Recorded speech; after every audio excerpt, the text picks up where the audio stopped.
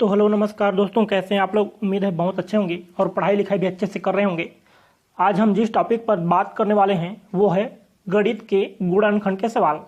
तो गुणनखंड के सवालों पे मैं न जाकर ये जो हमारा चिर परिचित फार्मूला होता है ए प्लस बी का होल स्क्वायर बराबर A square plus 2ab plus B square, तो बहुत सारे बच्चे तो ये जानते हैं कि ये कैसे आता है, लेकिन जो लोग नहीं जानते ये कैसे होता है तो उन लोगों के लिए मैं ये वीडियो बना रहा हूँ। क्योंकि मैं आज 7वीं 8वीं क्लास में इस फार्मूले पर बात कर रहा था, तो बच्चे जान तो रहे हैं रट के, लेकिन ये आया कैसे ये नहीं बता पा रहे थे।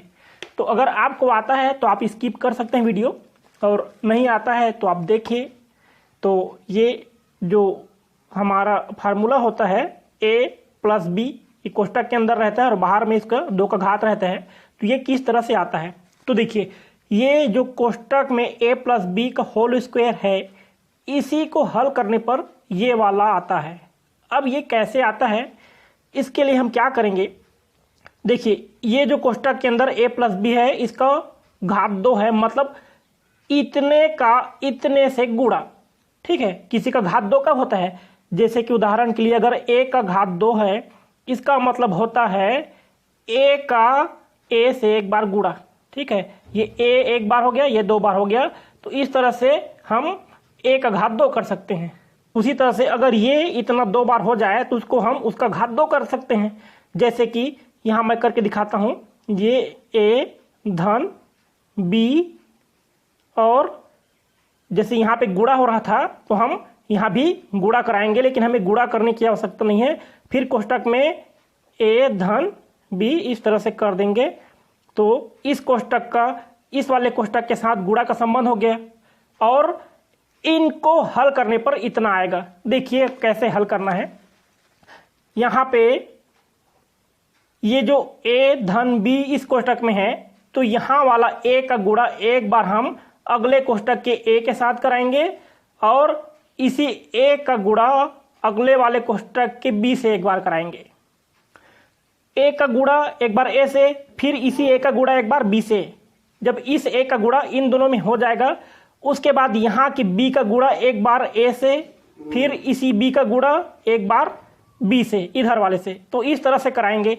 तो अब देखिए करते हैं, एक बार इस a का गुणा इस a से करेंगे, तो क्या हो गया a और उसका गुणा a। ठीक है, इसके बाद हम धन का चिन्ह करेंगे। धन का चिन्ह क्यों करेंगे, क्योंकि देखिए a धनात्मक है और ये b इसके साथ गुणा होगा तो ये भी धनात्मक है, तो धन और धन का गुणा होगा तो धनात्मक ही आएगा धन चिन्ह, इसलिए हम धन करेंगे।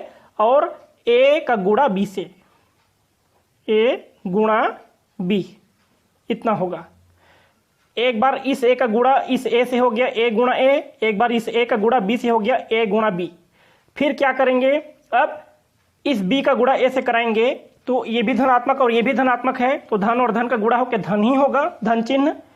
तो यहाँ पे धन चिन्ह लगा देंगे, और b का गुणा a से करेंगे, यहाँ पे हम b और उसका गुणा ये वाला a।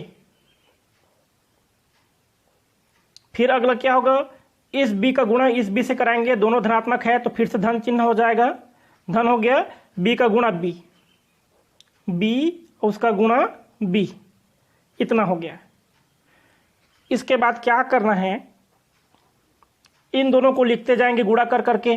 तो a का गुणा a से हुआ तो a का घात 2 हो जाएगा, a का घात 2 या a का स्क्वायर कह सकते हैं आप इसको। फिर यहाँ देखें a का गुणा b से हो गया तो क्या होगा, लेकिन यहाँ धन रहेगा। a का गुणा b तो ab, दोनों को साथ में लिख देंगे, गुणा का संबंध हो गया। फिर ये धन, यहाँ b का गुणा a से हो रहा है तो ba, लेकिन हम लिखेंगे ab, क्योंकि यहाँ b का गुणा a से हो रहा है तो ba लिखने की आवश्यकता नहीं है, हम इसको ab ही लिखेंगे, गुणा में कोई दिक्कत नहीं होता। तो हम देखिए यहाँ पे a और b यहाँ भी कर दिए, इन दोनों के बीच गुणा करके फिर जोड़ लगा देंगे, और यहाँ b का गुणा b से हो रहा है तो b का घात 2 या b का स्क्वायर, इस तरह से आप कह सकते हैं। इसके बाद अगला स्टेप क्या होगा, देखिए a का घात 2, यहाँ पे AB और ये वाला AB, ये दोनों आपस में जुड़ जाएंगी, तो ये वाला AB और ये वाला AB यहाँ पे कुछ नहीं है तो एक मानिए, यहाँ भी कुछ नहीं है तो एक मानिए। ये जब दोनों आपस में जुड़ेंगे तो यहाँ का एक और यहाँ का एक मिलके 2 हो जाएगा, लेकिन ये धन चिन्ह रहेगा तो यहाँ पे करेंगे 2, 2 कैसे हुआ, एक यहाँ से एक यहाँ से, कुछ नहीं है तो एक एक मानेंगे तो एक और एक यहाँ पे 2 हो जाएगा और ए बी का ए बी करेंगे और फिर ये धन का चिन्ह और बी का घात 2। तो इस तरह से देखिए जब a प्लस बी का होल स्क्वायर होता है तो वो किस तरह से a का घात 2 धन 2ab धन b का घात 2 इस रूप में आता है। तो देखिए इस तरह से आता है। अब अगला वाला में चलते हैं। इस सवाल में इसमें है a ऋण b पूरे का घात 2, मतलब a ऋण b का होल स्क्वायर कह सकते हैं। ये बराबर होता है a का घात 2 ऋण 2ab धन b का घात 2। अब ये इस रूप में कैसे आता है, तो इसके लिए इसको हल करेंगे। तो हल ऐसे करेंगे जैसे यहाँ पे किए थे, जैसे a ऋण b का घात 2 है तो इसी में इसी का एक बार गुणा। अब देखिए इसको कैसे करेंगे, यहाँ पे ऐसे कर सकते हैं a ऋण b और इसका इसी के साथ फिर गुणा, मतलब फिर से a ऋण b, इस तरह से कर सकते हैं। अब इसको हल करेंगे तो क्या होगा, जैसे पहले हम यहाँ पे करा रहे थे, एक बार a का गुणा यहाँ वाले a से, एक बार इसी a का गुणा यहाँ वाले b से। a का गुणा जब दोनों में हो जाएगा फिर यहाँ से b का कराएंगे, इस b का गुणा यहाँ वाले a से और इसी b का गुणा एक बार यहाँ वाले b से। और इसमें चिन्हों का विशेष ध्यान देना है। अब इसको कराते हैं, मैंने आपको पहले समझा दिया कि कैसे करना है, अब कराते हैं। तो देखिए ये धनात्मक a है और ये यहाँ पे कोई चिन्ह नहीं, मतलब धनात्मक a ये भी है। तो a का गुणा a से कराएंगे तो a और उसका गुणा किससे करा रहे हैं, a से। फिर क्या होगा, देखिए ये धनात्मक a है और इसका गुणा एक बार b से होगा तो ये ऋणात्मक है, तो ये धन और ऋण का गुणा होकर ऋण होगा। और a का गुणा b से करा रहे हैं, है ना, तो क्या होगा a गुणा b, इस तरह से। अब आपको डाउट हो सकता है यहाँ ऋण a कैसे हो गया, तो ठीक है ये ऋण नहीं है, ये ऋण a के लिए नहीं है, ऋण पूरे के लिए है। लेकिन आपकी समझ के लिए मैं इसको कोष्टक के अंदर लिख देता हूँ, जब कोष्टक खोलेंगे तो वो दोनों के लिए हो जाएगा। अब देखिए फिर अगला क्या कर सकते हैं, a का गुणा a और b दोनों से हो गया। इसके बाद क्या करेंगे, यहाँ ऋणात्मक b का गुणा इस a से करेंगे तो ये ऋणात्मक और ये धनात्मक, तो फिर से ऋण होगा, फिर से ऋण करेंगे, ऋण और धन का गुणा होकर ऋण हो जाएगा।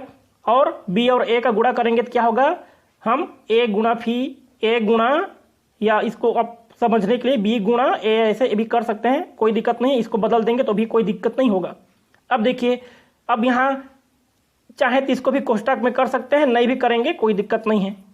फिर अगला क्या होगा, देखिए अब b का गुणा इस b से होगा, लेकिन ये भी ऋणात्मक और ये भी ऋणात्मक, तो ये ऋण और ऋण का गुणा होकर धनात्मक हो जाएगा। ऋण और ऋण का गुणा धन होता है और b का गुणा b, तो b और उसका गुणा b, इस तरह से हो जाएगा। अगला स्टेप में देखिए क्या होगा, a का गुणा a से करेंगे तो a का घात 2 हो गया, और यहाँ a का गुणा b से करेंगे तो ab हो जाएगा। कोष्टक खोलेंगे तो ऋण ab, हालांकि यहाँ कोष्टक रखने की आवश्यकता नहीं है, मैं आपको समझाने के लिए रख दिया हूँ। यहाँ भी देखिए ऋण और b का गुणा a से करेंगे तो ba करिए या ab करिए, कोई दिक्कत नहीं, उसमें बदल सकते हैं, गुणा में कोई दिक्कत नहीं होता, तो हम ab ही करेंगे, ऋण ab। यहाँ पे धन और b का गुणा b से तो b का घात 2 या b का स्क्वायर कह सकते हैं, स्क्वायर कहें या घात 2 एक ही बात है। फिर इसका अगला स्टेप देखिए क्या होगा, a का घात 2, यहाँ ऋण ab और फिर ऋण ab, यहाँ कुछ नहीं है तो एक मानिए, यहाँ कुछ नहीं है तो एक मानिए, ये भी ऋण 1 ab मान सकते हैं, ये भी ऋण 1 ab, तो ऋण 1 और ऋण 1 आपस में मिलके ऋण 2 और ab का ab। फिर यहाँ धन का धन और b का घात 2 या b का स्क्वायर, ठीक है।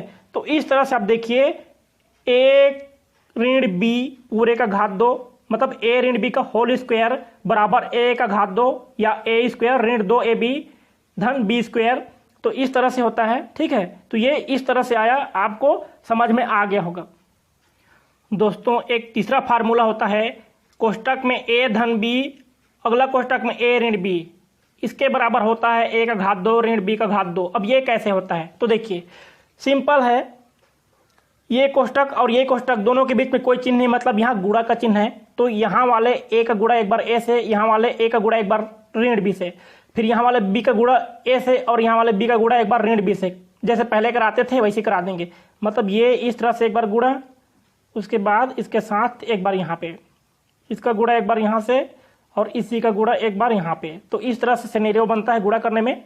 और जब इसको गुणा करते हैं तो इतना आएगा। अब करके दिखाता हूँ। देखिए ए का गुणा ए से करेंगे, ठीक है, तो ए गुणा ए, चूंकि दोनों धनात्मक है तो धनात्मक ही रहेगा। यहाँ पे ए का गुणा धनात्मक, धनात्मक ए का गुणा ऋण बी से, तो धन और ऋण का गुणा होकर ऋण हो जाएगा और क्या हो जाएगा ए गुणा बी। अब इसको चाहे तो कोष्टक में कर लीजिए समझने के लिए, ठीक है।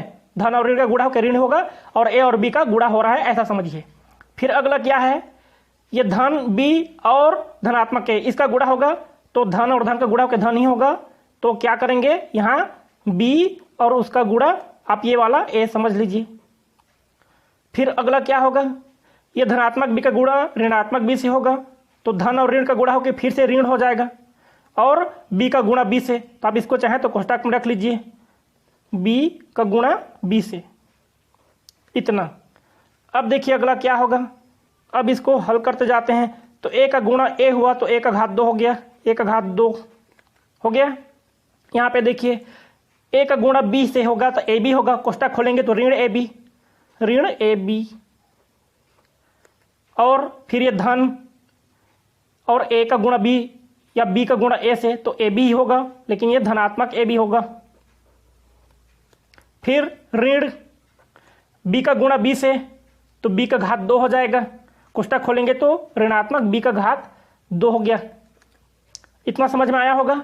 अब यहाँ देखिए ये वाला ए बी ऋणात्मक में और यही वाला ए बी यहाँ धनात्मक में, तो ये ऋणात्मक और ये धनात्मक एक दूसरे को कैंसिल कर देंगे, ये कट जाएंगे। तो इस तरह से क्या बचा आप देख सकते हैं, यहाँ बच गया ए का घात 2 और ऋण बी का घात 2। तो इस तरह से ये फार्मूला बनता है। तो उम्मीद है आप लोगों को ये आज का सेशन समझ में आया होगा। वीडियो अच्छा लगे तो प्लीज़ लाइक कीजिए, चैनल को सब्सक्राइब कीजिए, दोस्तों के साथ शेयर कीजिए और मिलते हैं अगले वीडियो में।